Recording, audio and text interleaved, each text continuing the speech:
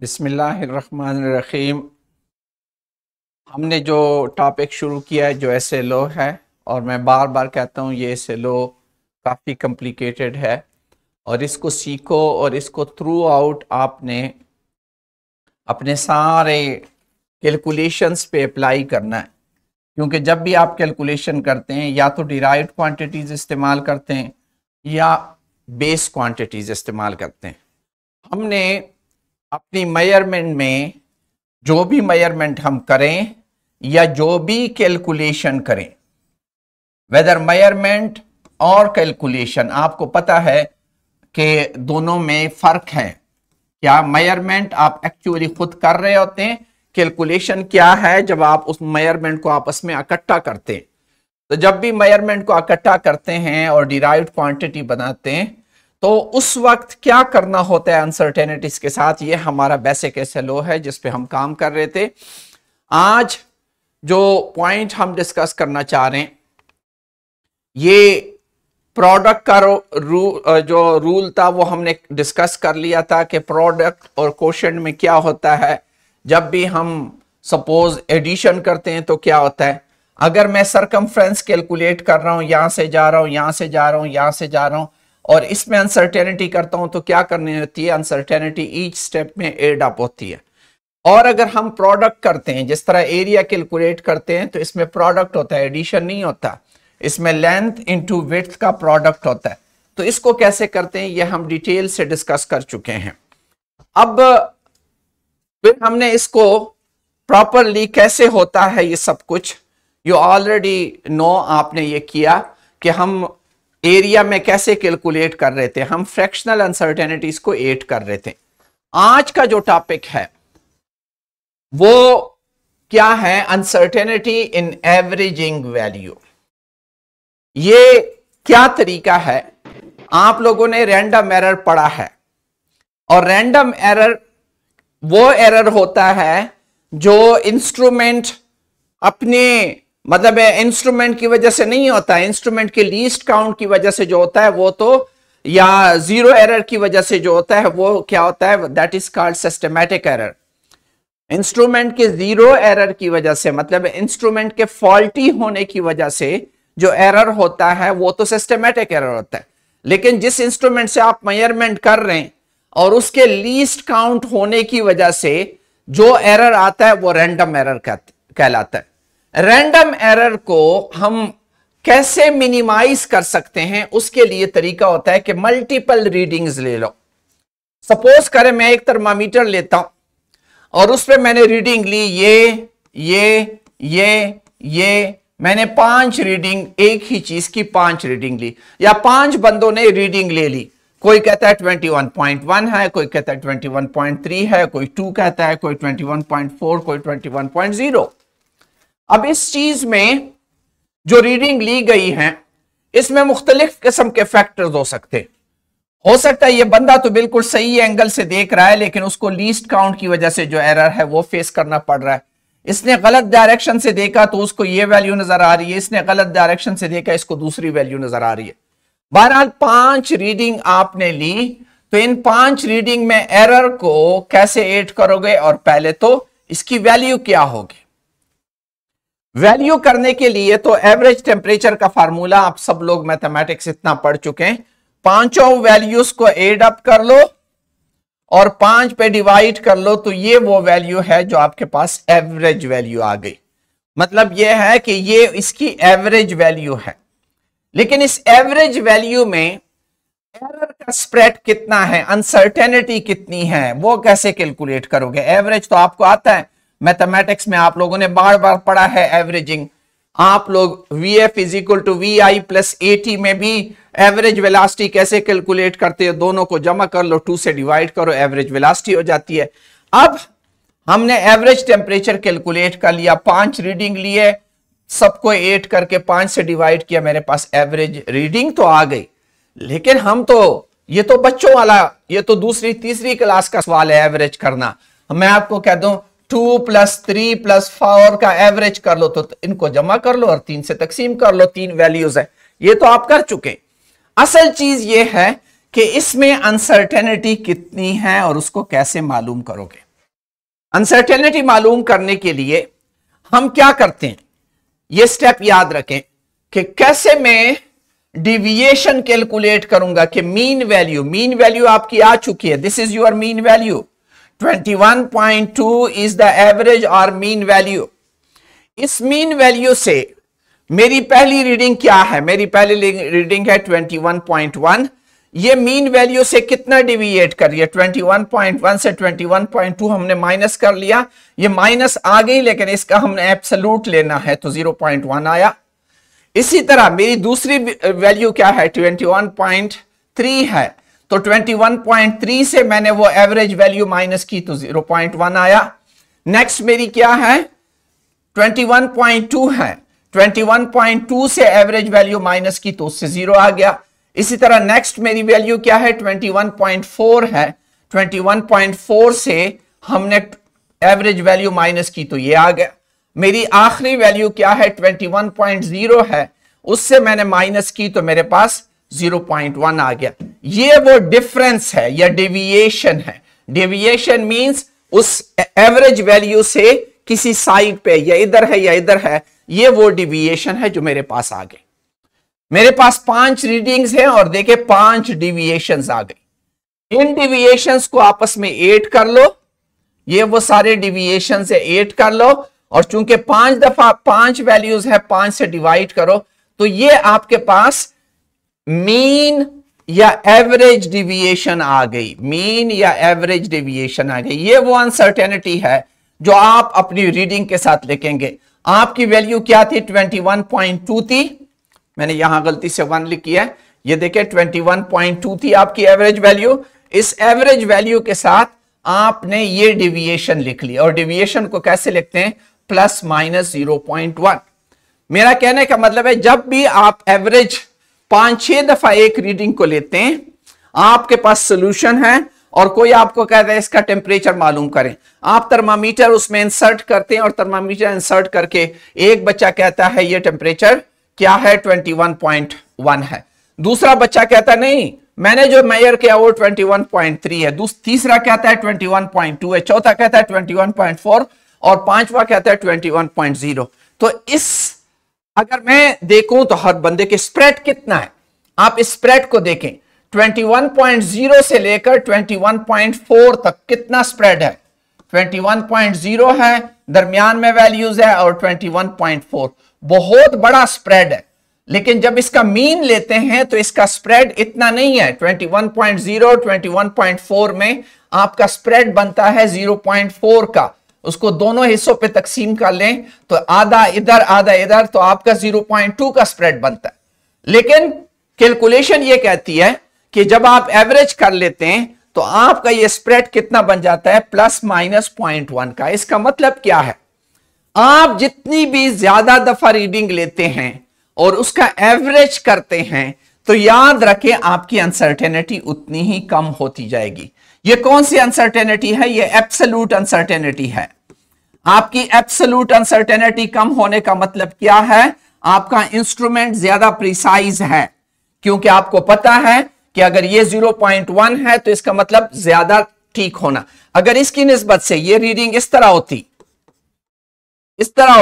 तो इसका मतलब है आपके इंस्ट्रूमेंट का लीस्ट काउंट बढ़ गया, 0.1 से 1 हो गया, इसका मतलब कुछ और होता है, इसका मतलब आपका इंस्ट्रूमेंट कम प्रिसाइज है। तो एवरेजिंग हम क्यों करते हैं, एक ही रीडिंग को बार बार लेने का मतलब क्या होता है, ताकि मैं वहां से एवरेज वैल्यू मालूम करूं और फिर उसकी अनसर्टेनिटी। तो इससे मेन चीज क्या होती है, एवरेज से आपके वो जो दूर दूर रीडिंग्स है वो खत्म हो जाती है, आपके मैक्सिमम जो मीन वैल्यू है जिसके इर्द गिर्द ये सारा कुछ हो रहा होता है, जो कि एक्चुअल के बिल्कुल नजदीक जा रहा होता है। This is the way to calculate. अब एक और एक्सपेरिमेंट जो आप अपने डेली लाइफ में करते हैं, आपने देखा होगा मैट्रिक में हम कहते थे कि इसका टाइम पीरियड मालूम करने के लिए 10 ऑसिलेशन लो। रेयान बता सकते हो 10 ऑसिलेशन क्यों लेते थे, क्यों 10 ऑसिलेशन लेते थे? आप लोगों ने मैट्रिक में ये किया है, क्योंकि इसका भी कुछ मकसद है, इसका भी कुछ मकसद है कि हम 10 ऑसिलेशन लेते थे। बाज़ों का टीचर कहता था 20 ऑसिलेशन लो। कोई बता सकता है इसकी वजह क्या है? Mic unmute. माइक अनम्यूट है, बोलें। रेयान देखिए हमारी तरफ से अनम्यूट है। हाँ, शाबाश शाबाश, कोई बोले। क्या ख्याल है ये हम 20 ऑसिलेशन क्यों लेते थे? जरा वो फैट सिमुलेशन खोलें जी। क्योंकि सर अगर 20 20 या 10 ऑसिलेशंस लेते हैं ताकि बीच में कोई एरर ना आ जाए। क्यों एरर? तो एरर कहां से आती है? गुड सादिया, ये बताओ एरर आती कहां से है? टाइमिंग में। एग्जैक्टली जब आप घड़ी स्टॉप वॉच ऑन करते हैं और जब 10 ऑसिलेशन पूरे होते हैं ऑफ करते हैं, तो वो वहां पे वो गलती आपके ऑन ऑफ में कितनी एरर होती है? हम कहते हैं घड़ी के लीस्ट काउंट के बराबर एरर आ गई, मतलब आप उसमें गलत हो गए, इतना आपका रिएक्शन टाइम में फर्क था। अब ये लीस्ट काउंट जो है, हम इस लीस्ट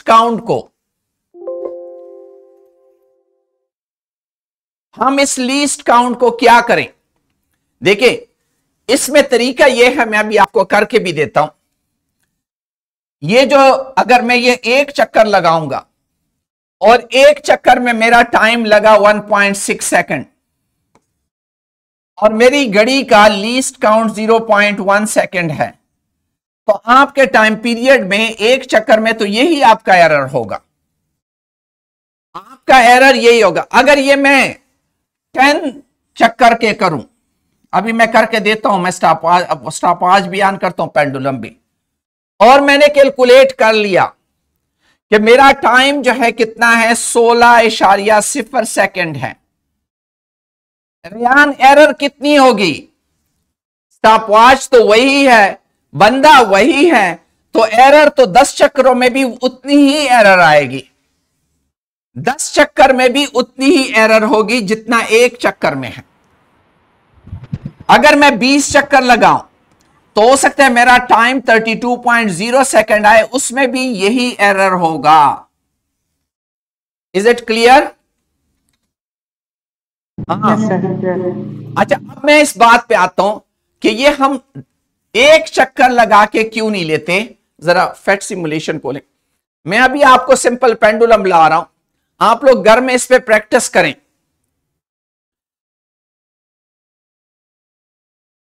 ये सॉफ्टवेयर है, इसका नाम है fat simulation, PHET, fat simulation. उसको आप खोलें, इसी इंट्रोडक्शन वाले को खोलें। ये देखिए, ये मेरे पास सिंपल पेंडुलम आ गया। इस सिंपल पेंडुलम को मैं छोड़ रहा हूं। देखिए ये मैंने छोड़ा, मैं यहां से स्टॉप वॉच ले रहा हूं, ये मेरे पास स्टॉप वॉच है। सादिया मैं इसके एक दफा एक ऑसिलेशन को देखता हूं। स्टॉप वॉच का देखें लीस्ट काउंट, आप देखें पॉइंट आपको अगर नजर आ रहा है तो लीस्ट काउंट इसका क्या है। मैं एक चक्कर के लिए पहले लेता हूं ताकि आपको पता चल जाए। जब बिल्कुल मिडल पे होगा तो मैं 0 कहूंगा, और जब चक्कर पूरा हो जाएगा तो मैं 1 कहूंगा, और उस पर मैं स्टॉप करूंगा। 0 1। अब मेरा देखें मेरा टाइम पीरियड कितना आया? रेयान नजर आ रहा है? सर 0.01। 0.1, सॉरी ये आखिर में घंटे हैं, सॉरी मिनट्स हैं, दूसरे सेकंड्स हैं, तीसरे उसके सेकंड का फ्रिक्शन है। ठीक है, तो ये कितना टाइम है? जरा टाइम देखें। 1 पॉइंट, नजर आ रहा है जी? 1.73 सेकेंड्स इसका क्या है? 1.73 सेकेंड इसका टाइम पीरियड आया, और इसका लीस्ट काउंट कितना होगा? सादिया बता सकोगी? आयमा आप इसका जरा मुझे वो वापस ले जाए, पीपीटी पे ले जाए, व्हाइट बोर्ड ले। मुझे यहां बताएं, अगर मेरी एक रीडिंग किसी भी स्टॉपवॉच से वो टाइम मेरे पास आया 1.73 सेकेंड, तो इसका लीस्ट, इस घड़ी का लीस्ट काउंट क्या है? शाबाश। 0.1।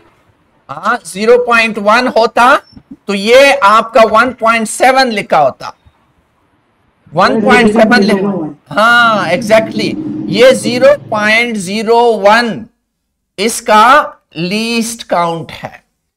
इसका मतलब है मेरे एक चक्कर में इतनी गलती का इम्कान है, इतनी गलती का इम्कान है। अब जरा 10 चक्कर करते हैं, शाबाश।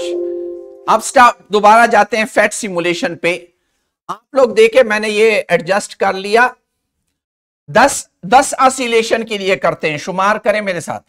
0 1 2 3 4 5 6 7 8 9 और ये 10।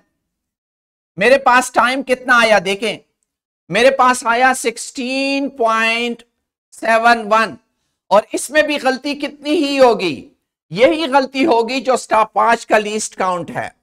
हाँ, स्टेप 5 का जो लीस्ट काउंट मैंने यहां पे क्या कहा था, एक का आया था 1.73 प्लस माइनस 0.01 सेकेंड। अब जो मेरा टाइम पीरियड है कितने, 10 ऑसिलेशन के लिए, वो आया 16 पॉइंट समथिंग। मैं 32 वैसे लिख रहा हूं, इसमें भी गलती का चांस इतना ही है। तो यहां से जब मैं टाइम पीरियड निकालूंगा तो टाइम पीरियड के लिए मैं क्या करूंगा, ये तो टाइम पीरियड फॉर 10 ऑसिलेशन है, टाइम पीरियड किसके बराबर होगा, time period for 10 oscillation divided by 10 करूंगा या नहीं करूंगा रेयान? यस सर करेंगे। तो मुझे यहां 16.32 को भी 10 से डिवाइड करना पड़ेगा। और जरूरी बात है, ये जो एरर है ये तो 10 चक्रों में इतना एरर है, तो एक चक्कर में जब एरर लाऊंगा तो उसको भी 10 से डिवाइड करूंगा। ये येलो पेन कर ले जरा। तो मेरे पास जो टाइम पीरियड निकलेगा, जो टाइम पीरियड निकलेगा वो किसके बराबर आ जाएगा, 1.632। और इसमें एरर जो है जब ये 10 से डिवाइड होगा तो ये 0.001। आप खुद अंदाजा लगाएं, अगर मैंने एक ऑसिलेशन लिया हुआ था तो उसमें एरर कितना था, 0.01 का था। और जब मैंने 10 ऑसिलेशन लिए तो मेरा एरर फर्दर कम हो गया। तो मैंने क्या एक्यूरेसी बढ़ा दी कि नहीं बढ़ा दी, मैंने अपनी प्रिसीजन बढ़ा दी कि नहीं बढ़ा दी। अब अगर इसको 20 ऑसिलेशन करें, वापस जाएं 20 ऑसिलेशन करें, आपको अंदाजा हो जाएगा कि 20 ऑसिलेशन से मुझे फर्दर फायदा हो जाएगा। मैं फिर 0 से स्टार्ट करूंगा, 0 नहीं हुआ, और दोबारा करें, आप क्लिक ना करें,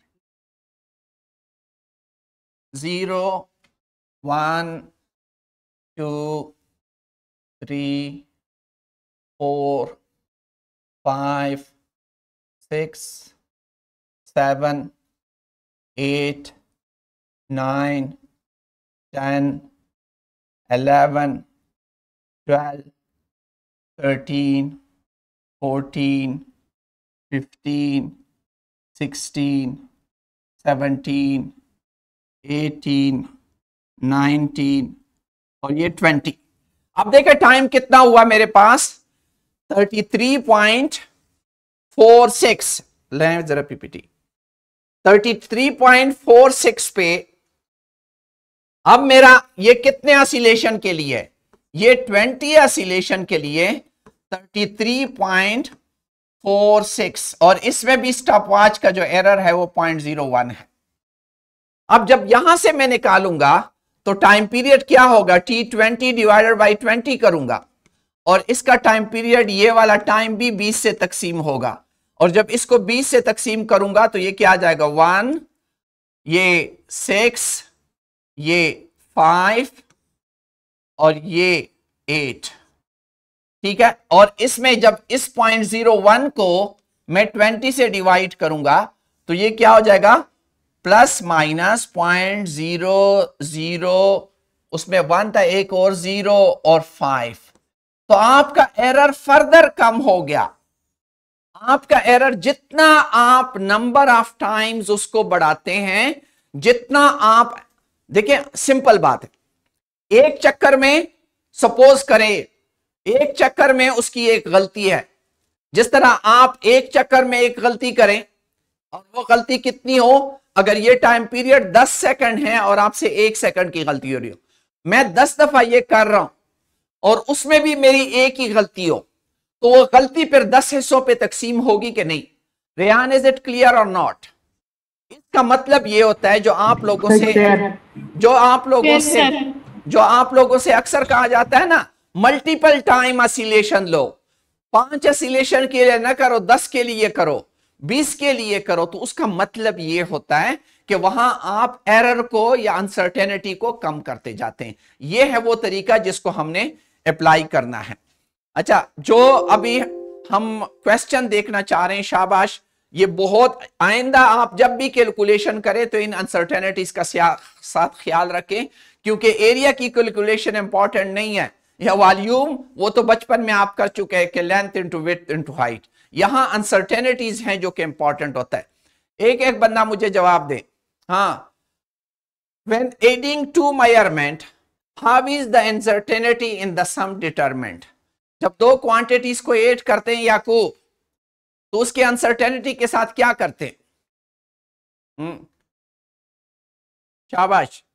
By adding the absolute uncertainty of individual measurement, by adding the relative uncertainty of the individual, by taking the square root of this, by taking the product of absolute uncertainties.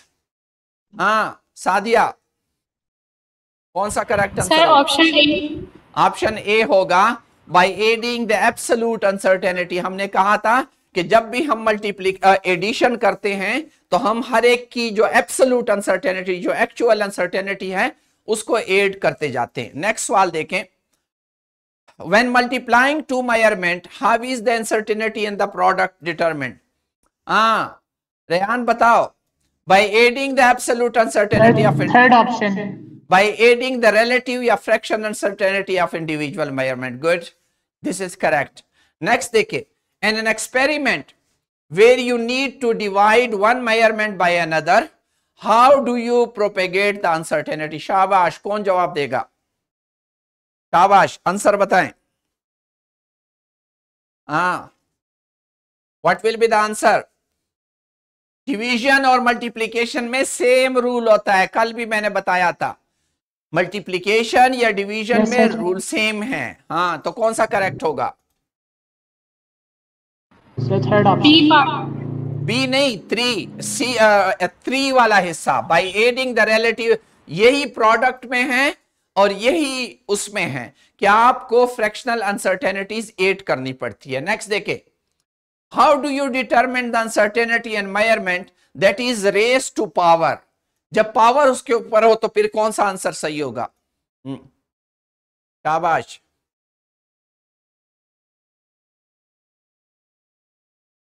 कोई answer? कौन सा सही होगा? Sir to वाला। To वाला, बिल्कुल। By multiplying the relative uncertainty by power, क्योंकि 3 दफा है, या 3 दफा जमा कर लो या 3 से मल्टीप्लाई कर लो। यस। अच्छा, नेक्स्ट देखें। When averaging multiple measurement of the same quantity, how is uncertainty and average value determined? जब आप एवरेजिंग में कर रहे हैं तो उसमें अनसर्टेनिटी कैसे मालूम होती है, जो अभी मैंने पढ़ाया। शाबाश। शाबाश। ट्रू को पढ़े गौर से। By subtracting the mean value from each measurement, summing the absolute value of these differences and then dividing by the measurement. मैंने कहा था ना 21.1 minus 21.2 उसका एब्सोल्यूट, फिर दूसरे का, फिर तीसरे का, फिर चौथे का, सारे का एब्सोल्यूट लेके फिर उसको 8 किया और मैंने 5 पे डिवाइड किया। नेक्स्ट देखें।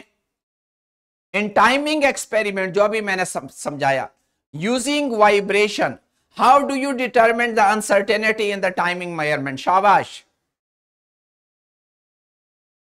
हाँ, सर थर्ड वाला। थर्ड वाला। क्या ये ठीक है Ryan?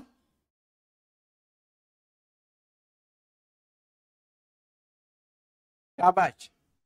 Sir, 2. By taking the total time and dividing by number of vibration. In timing experiment using vibration, how do you determine uncertainty in the time measurement? ये थोड़ा सा ये 2 वाला भी उस तरह ठीक नहीं है कि हमने लेनी है by taking the uncertainty of time and dividing by total number of oscillation. time नहीं, uncertainty and time, इसमें एक लफ्ज मिस है। by taking, यहां लिखें, by taking the uncertainty in time, यहां क्लिक करें, by taking the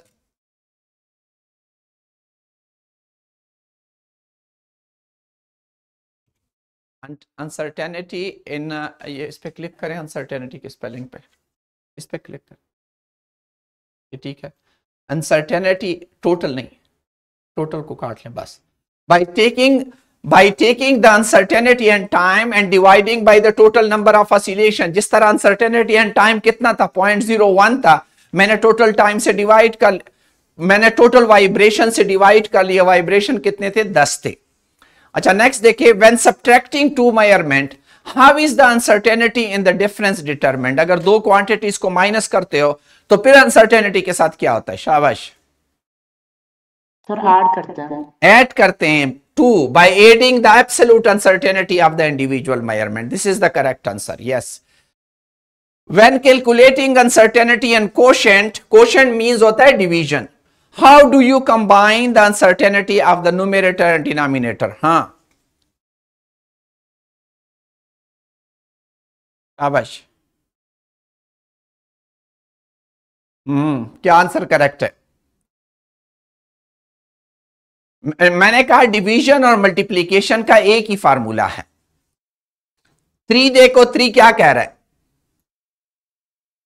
हाँ रेयान समझ आ रही है? 3 क्या कह रहा है? Bye adding the relative uncertainties, quotient और डिनोमिनेटर और नोमिनेटर की रिलेटिव अनसर्टेनिटी 8 कर लो, ठीक है। If you have multiple measurement of A quantity how do you calculate the average value? सोच के जवाब देना, शाबाश Sadia. If you have multiple measurement of a quantity, एक क्वांटिटी के मल्टीपल मेजरमेंट हैं आपके पास, जिस तरह मैंने मल्टीपल मेजरमेंट लिए थे, how do you calculate the average value? उसकी एवरेज वैल्यू कैसे कैलकुलेट होती थी? स्टेटमेंट देखें, by dividing the sum of the measurement by the number of measurement, by taking the square root of the sum of the measurement, by multiplying the sum of the measurement by the number of the measurement, by dividing the product of this. हाँ, average कैसे लेते हैं? First option, yes जी। सारे values को add कर लो और उतने number पे डिवाइड कर लो, ठीक है। हाँ आयमा कुछ बोल। In an experiment involving timing with pendulum how is the average period of one oscillation determined? एक ऑसिलेशन का पीरियड कैसे मालूम करते हैं? अनसर्टेनिटी का नहीं पूछ रहा, पीरियड कैसे मालूम करते हैं? By dividing the total time of several oscillation by the number of oscillation, by multiplying the total time of several by number of, by adding the period of all oscillation. कौन सा ठीक होगा? Average time period कैसे मालूम करते हैं? आयमा, याकूब, हाँ सादिया बोलें, कौन सा ठीक होगा? सर बी वाला, फर्स्ट वाला। रेयान समझ आ रही है? टोटल टाइम को हम ऑसिलेशन पे डिवाइड कर लेंगे, जिस तरह T20 को 20 से डिवाइड किया, T10 को 10 से डिवाइड किया, ठीक है ना, हमने उस तरह डिवाइड करके वो। हाँ, how do you determine uncertainty and average value when you have multiple measurement quantities?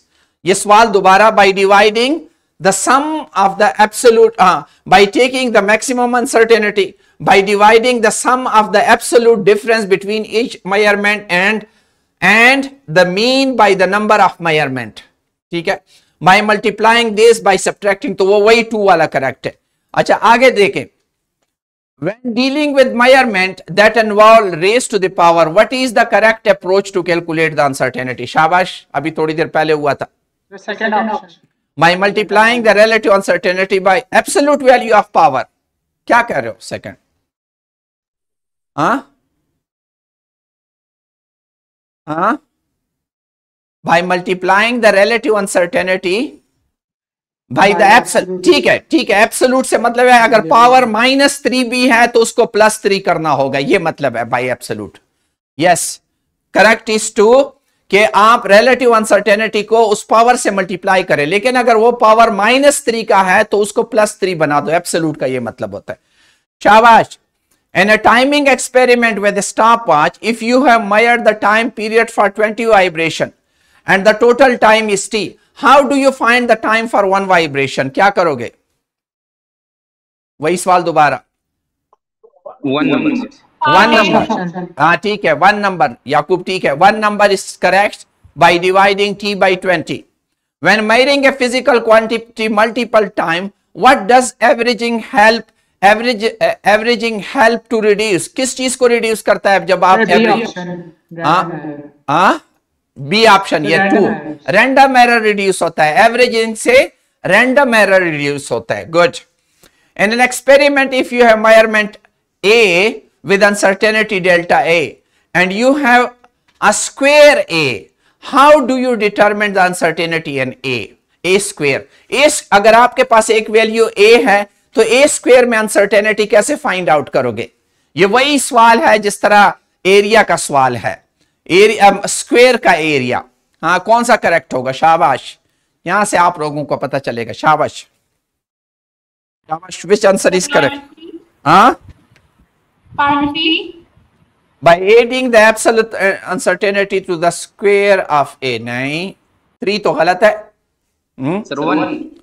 Bye squaring the absolute error, नहीं ये भी गलत है, 2 तो गलत हो गए। तीसरा बताएं रियान, आपका क्या ख्याल है? जरूरी बात है जब स्क्वेयर हो गया तो डबल करोगे ना रिलेटिव एरर को। स्क्वेयर का क्या मतलब है? 2 दफा मल्टीप्लाई हो गया, L इंटू एल, तो क्या होगा? Delta L by L plus delta L by L, और delta L by L plus, हाँ जी नहीं, मैं आप कोले में समझाऊं। अगर मेरे पास ये एक येलो पेन कर ले,